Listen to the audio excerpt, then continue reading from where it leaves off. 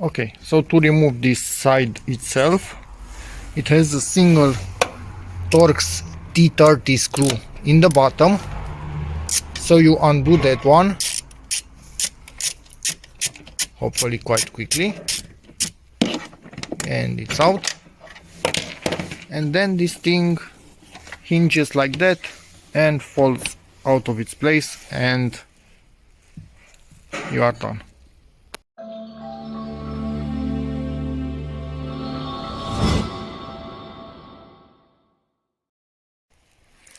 Ta-da! And the new one, new for me, is in place. You simply slide it under here. Make sure the pin goes into the metal hole, because there is a part of the car's frame in here, so it's not holding into this plastic. Basically, it's holding into metal. And then you tighten the screw right here, and there's that.